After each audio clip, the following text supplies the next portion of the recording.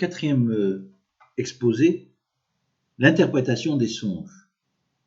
L'intervention de Dieu dans l'histoire de l'humanité est un sujet très controversé. Il est difficile à comprendre, et même lorsque vous vous classez parmi les croyants, vous restez souvent sceptique quant à la faculté ou à l'intérêt pour Dieu d'intervenir dans votre modeste vie de tous les jours. Or, il y a différentes interventions divines. Il y a l'intervention originelle lors de la création du monde, qui perpétue son énergie cosmique au-delà des millions d'années, au-delà de son parcours, qui peuvent se confondre entre autres avec les ondes gravitationnelles ou au son desquelles l'univers vibre. Et d'autre part, il y a une intervention divine permanente, qui oriente et influence le cours de l'histoire quotidiennement, car l'histoire de l'humanité s'apparente à la volonté divine. Afin de réaliser son ordre, l'Éternel manifeste sa volonté à travers les hommes, leur comportement ainsi que leurs pensées. Novembre 2014, un assassin, un terroriste comme on l'appelle localement, ou bien un djihadiste, comme l'appellent les musulmans croyants, entre dans une synagogue à Jérusalem avec son acolyte, tue sauvagement à la hache et au revolver toute personne se trouvant sur son chemin.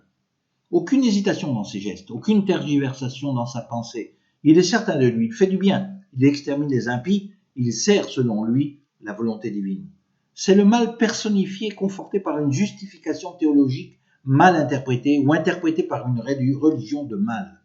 Il se retrouve au terme d'un parcours ensanglanté, indigne d'un être humain, quelle qu'en soit la cause, face à face avec un religieux vêtu de son talet, vêtement traditionnel de prière hébraïque, et ses téphilines, cordelettes de cuir qui entourent le bras et la tête, ayant pour fonction de diriger la prière vers le cerveau, spiritualité, et vers le bras, matérialité. Le malheureux homme en prière, voyant sa dernière heure venir à lui sous l'apparence de la mort, lève le talit au-dessus de sa tête, s'en recouvre, ferme les yeux en signe de résignation et prononce à haute voix les derniers mots d'un hébreu. « Écoute Israël, Dieu est notre Dieu, Dieu est un. » L'homme de la mort le regarde froidement, le vise, et puis incompréhensiblement change d'avis, le laisse là planté entre les bancs de la synagogue pour poursuivre son diable de chemin.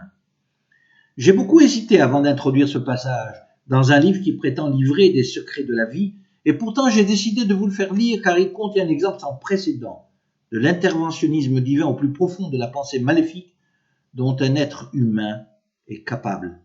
Vous en conviendrez, l'homme, à cet instant précis, n'a pas été intimidé par la spiritualité de celui qui s'est livré à lui en holocauste, car il n'y a pas de timidité dans l'esprit des méchants. L'homme devient méchant lorsqu'il adopte le principe de vie selon lequel la réussite appartient à ceux qui ne se laissent pas intimider. Alors donc, si l'individu n'a pas été intimidé, quel sentiment l'a stoppé dans son sanglant périple? Quant à moi, il me semble évident qu'une main divine sous forme d'une pensée a stoppé l'animal dans son élan. Cela revient à dire que la pensée divine revêt la pensée humaine de l'extérieur afin de l'orienter dans des moments cruciaux comme celui-ci, un moment où l'univers est perturbé, les forces du bien contrariées, un instant où l'humanité va basculer définitivement dans le chaos. Plus encore, j'oserais avancer que cette pensée divine ne vient pas de l'extérieur, des quelques centimètres cubes qui forment le volume cervical de l'homme, mais de son intérieur. C'est une manifestation divine instantanée, innée et de dernier recours. Or, le rêve, j'en reviens, est aussi une manifestation divine de l'intérieur de la pensée humaine. Le rêve est un mouvement de ruach, élément vent, qui contient des messages divins. Les messages sont ceux de l'au-delà, ils sont perçus par une âme vagabonde lors du sommeil de son propriétaire. Voilà qu'au réveil, une grande partie de ceux-ci sont oubliés. Nous ne nous souvenons ordinairement que d'une infime partie de ceux-ci. La raison est simple, entre le monde d'en haut et le nôtre, il y a un filtre, une membrane, un massach, comme disent les kabbalistes, qui filtre les rêves à leur retour. À quoi cela ressemble-t-il? À la membrane d'une cellule qui ne filtre que les fluides dont elle a besoin pour assurer son existence.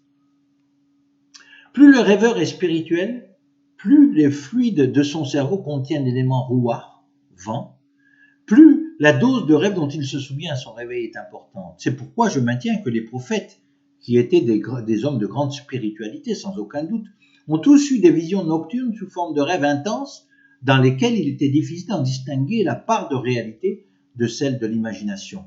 Les scientifiques aujourd'hui ont la même difficulté à distinguer la part de réel de celle d'irréalité contenue dans la matière quantique lorsqu'ils observent de manière quantique. Dans la monotonie des jours passé, Joseph passa 20 ans de sa vie en prison, tout nouvel incident peut paraître prédestiné. L'arrivée de deux personnages importants, anciens ministres de Pharaon, le préposé au vin royal et le panetier de Pharaon, sont annonciateurs d'un interventionnisme divin que Joseph attend impatiemment depuis des années. Or voilà que les deux personnages rêvent la même nuit et sont tous les deux perturbés par le rêve. Ils pressentent eux aussi le caractère prophétique du rêve sans pour autant comprendre ce qu'il annonce. On leur conte les vertus d'un interprétateur de songes, un jeune homme hébreu, un esclave, et ils n'hésitent pas à lui confier ce rôle étrange qu'est l'interprétation de leurs rêves, tant la curiosité de connaître leur destin les ronge. Voilà, dit le sommelier, une vigne se présente devant moi, la vigne comporte 3 grappes de raisins et elle fleurit, les raisins mûrissent et le verre de Pharaon se trouve entre mes mains. Et je saisis les grappes, je les presse dans le verre de Pharaon et je pose le verre dans la main de Pharaon. Joseph lui répond instantanément. La grappe représente 3 jours. Dans 3 jours, Pharaon te restituera dans ton rôle de sommelier comme auparavant. Le panetier, voyant que l'interprétation semblait bonne et prometteuse, s'adresse à Joseph et le presse d'interpréter le sien. 3 paniers, dit-il, sont sur ma tête, et dans le panier du dessus se trouvent toutes sortes de bonnes choses. Des pâtisseries qu'un oiseau dévore dans le panier au-dessus de ma tête. Joseph lui répond instantanément. Les 3 paniers sont 3 jours. Dans 3 jours, Pharaon te pendra sur un arbre, et des oiseaux dévoreront la chair de dessus ton corps. La situation est paradoxale. Joseph sait que cet événement est provoqué par l'Éternel, car il est équilibré entre bien et mal, entre le rêve annonciateur de vie et celui de mort. Même lorsqu'il intervient dans le déroulement de sa propre création, l'Éternel respecte le principe des équilibres. Il est écologiste par excellence. Il respecte l'ordre de sa propre création. C'est bien le principe des vases communicants. Les 2 ministres de Pharaon sont destinés à la mort, mais l'un d'eux aura la vie sauve en contrepartie d'une mission, celle de rappeler à Pharaon l'existence de l'esclave hébreu Joseph 2 années plus tard. Il troque donc, sans le savoir, sa vie contre la mission. C'est un homme de circonstance dont nous avons précédemment parlé. Aurait-il, dans les sphères supérieures, accepté un rôle que le panetier aurait refusé? Celui-ci aurait-il eu dans sa descendance un être méchant qui aurait contrecarré les desseins de Dieu? Nul ne le sait. Quoi qu'il en soit, Joseph ne sait pas dans quelle mesure le dit événement a pour mission de provoquer sa sortie de prison. Il est certain que Dieu lui viendra en aide, mais il ne sait pas comment et quand. Or voilà qu'a fait lui peut-être dans sa croyance divine. Épuisé par 20 années d'obscurité, privé de liberté, celui-ci bouscule les événements en suppliant le sommelier de l'aider et de le rappeler à Pharaon afin de le faire sortir de prison.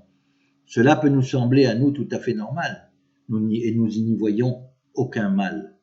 Mais en fait, il s'agit d'une épreuve judicieuse que l'Éternel envoie à Joseph afin de mesurer l'intensité de sa croyance en Dieu, peut-être même l'état de ses forces à survivre dans de telles circonstances. Il n'exige pas des frères de Joseph une telle force de caractère et une telle compréhension de l'interventionnisme divin. Pourtant, il exige de Joseph une loyauté sans précédent et il le punit, disent les sages, de 2 années supplémentaires en prison pour avoir mis ses espoirs dans un homme en chair et en os plutôt qu'en son créateur, pour avoir espéré que le sommelier interviendrait auprès de Pharaon en sa faveur. Or, cela, vous l'accorderez, peut être interprété comme une préférence à l'égard de Pharaon. Paradoxalement, Dieu est un Dieu jaloux et exclusif, El-Kana. La jalousie n'est donc pas un défaut, elle est la conséquence de l'aspect saint et exclusif qui caractérise le sentiment d'amour. Dieu accorde aux hommes justes plus de droits que de coutumes, tandis qu'il leur réclame plus de devoirs. Il est intéressant de noter que l'Éternel se trouve à cet égard, et si l'on en croit l'interprétation des sages, qui ne fait pas de doute, dans la même situation de déséquilibre de l'attribut d'amour. En effet, vexé du choix de Joseph qui consista à demander un non-lieu à Pharaon, au lieu d'implorer les faveurs de Dieu, l'Éternel montre des signes de jalousie. Car si nous sommes faits à son image, comme le prétendent les sages, alors nous sommes dotés d'attributs qui ressemblent paradoxalement aux siens. Quoi de plus naturel pour un artiste que de refléter dans son œuvre la substance matérielle et spirituelle dont il est lui-même composé? Le déséquilibre de l'attribut d'amour est un sentiment de jalousie en espèce, le même que celui de Caïn à l'égard de son frère lorsque Dieu lui préféra l'offrande d'Abel. C'est le même que celui des frères de Joseph lorsque Jacob leur préféra Joseph. C'est le même que le sentiment de jalousie qu'Ismaël ressentit à l'égard d'Isaac.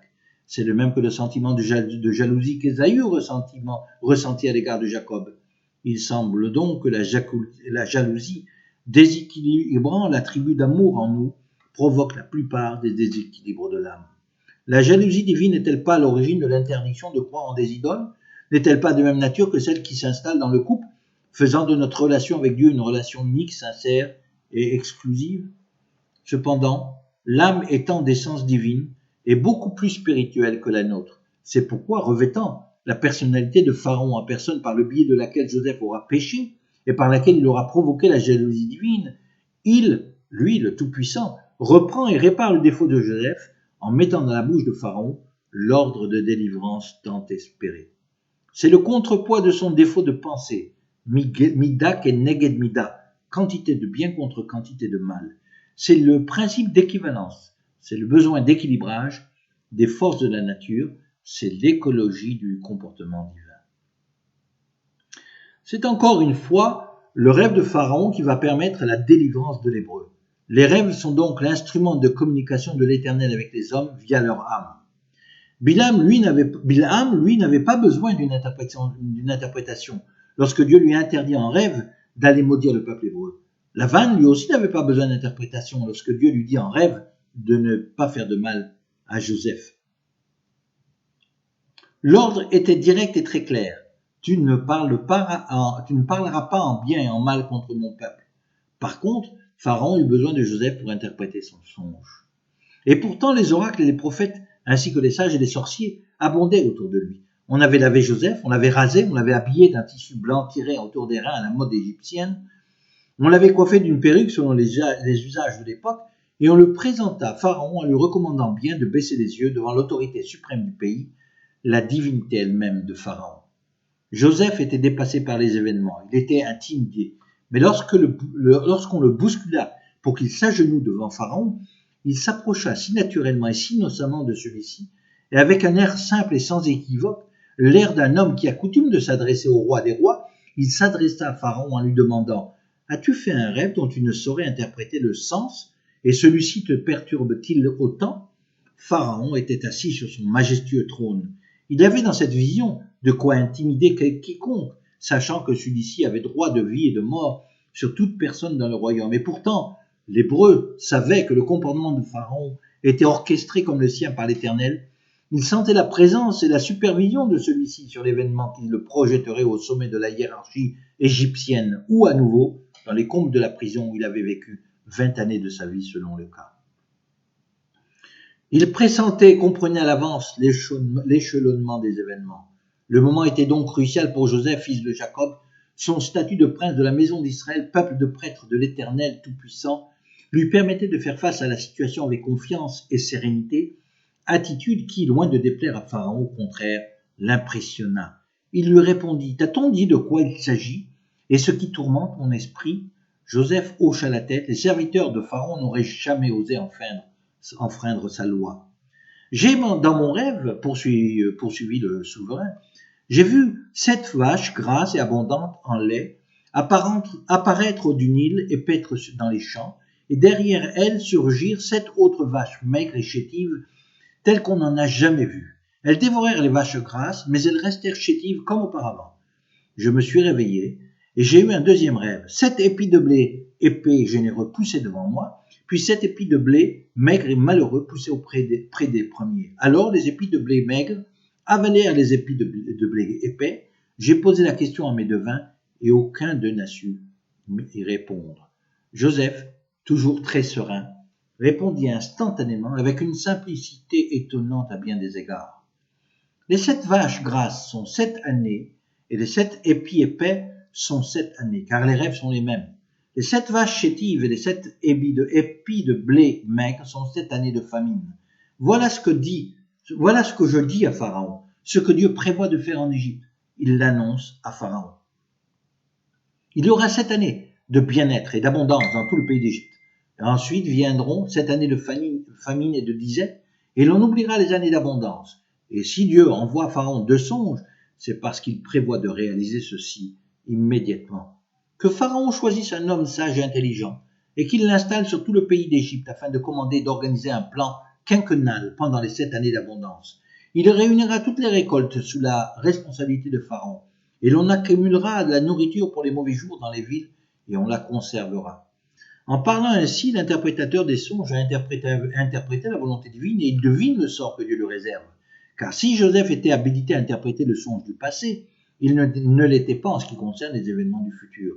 C'est par déduction intuitive de la volonté divine en ce qui concerne son propre sort qu'il se permit de proposer la nomination d'une personne sage chargée de gérer les années de richesse puis celles de famille. De même qu'il gérait les affaires familiales dans son pays, il avait assaini l'économie de la maison de Potiphar dans laquelle il était intendant en chef. Il avait assaini l'économie de la prison dans laquelle il avait passé 20 ans de sa vie. Il allait de même assainir l'économie d'Égypte et devenir le deuxième personnage le plus important de ce pays. Les prophéties se réalisaient, un Hébreu régnerait en Égypte et la descente des enfants d'Israël en était le dénouement logique. C'est cela l'intervention divine, la main de Dieu. Elle occasionne des circonstances avec une perfection époustouflante, poussant la logique des choses à leur paroxysme.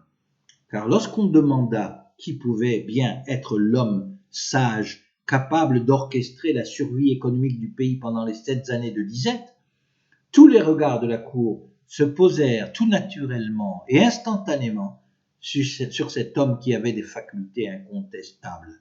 L'intervention divine suppose préalablement que celui qui en jouit coule de source avec elle, qu'il s'y mêle avec harmonie, tant dans la pensée que dans l'action. Il doit agir en évitant à chaque instant de perturber, de gêner, de contrarier et de contrecarrer le mouvement de la volonté divine. Le sage doit être tout d'abord un homme vertueux, craignant l'Éternel, évitant de perturber la nature autour de lui. C'est un écologiste de la matière, de la pensée, des relations humaines et de la compréhension divine. Cela résume aisément la consistance d'un Hébreu, plus exactement ce qu'elle devrait être. Dieu connaît si bien l'âme des êtres qu'il a lui-même créés, qu'il comprend à chaque instant leur comportement et leurs réflexions, et va au-delà de leurs pensées. Il jongle avec les circonstances que les hommes manipulent en pensant en être les initiateurs. Il se cache derrière chaque parole, chaque mouvement. Il est l'histoire même de l'humanité en cours de déroulement. Il laisse parfois le mécréant agir à sa guise, car en faisant le mal, celui-ci orchestre le bien. Ce sont les faces de la même pièce, faces opposées mais qui constituent la même monnaie. Comme les membres du corps humain, le bien et le mal s'opposent, mais se complètent. En vacillant de l'un à l'autre alternativement, ils font avancer l'histoire de l'humanité. C'est pourquoi les guerres existent toujours, le malheur sévit encore partout dans le monde et le bien-être est toujours autant convoité. Je vous remercie.